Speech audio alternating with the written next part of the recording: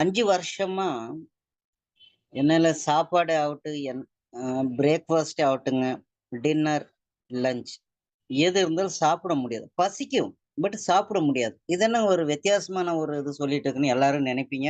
இதுதான் உண்மை. சாப்பாடு குடுப்பாங்க, சப்பாத்தி, இட்லி எது ஆனாலும் வாயில நாக்குல வச்ச உடனேயே, அந்த தொண்டை என்ன ஆயிட்டு இருந்துச்சு, மூடிக்கும். ஓப்பன் ஆவாது. குளோஸ் ஆயிரும். தண்ணி குடிக்கலன்னா கூட அது ஓப்பன் ஆவாது. அப்படி அடைச்சு புடிச்சுக்கும். அப்ப என்ன செய்வோம், மெதுவா மென்னு, பொறுமையா ஒவ்வொரு டிராப்பா தண்ணி இறங்குனா தான் உள்ள சாப்பாடு இறங்கிட்டு இருந்துச்சுங்க.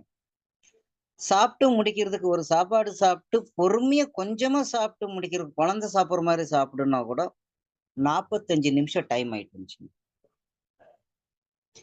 50 கிராம் சாப்பாடு சாப்பிடணும்னா 1 1/2 லிட்டர் நான் வந்து வாட்டர் சிப்பா மெதுவா இறக்குனா தான். வீட்ல எல்லாம் திட்டுவாங்க. என்ன குழந்தையோட மோசமா சாப்பிடுறீங்க?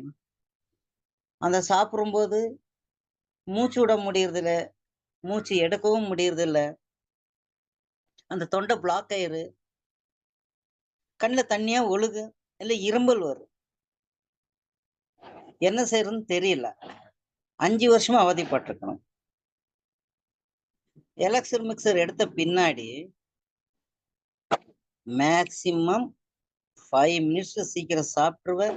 ஒரு டிராப் தண்ணி கூட எடுக்கிறது.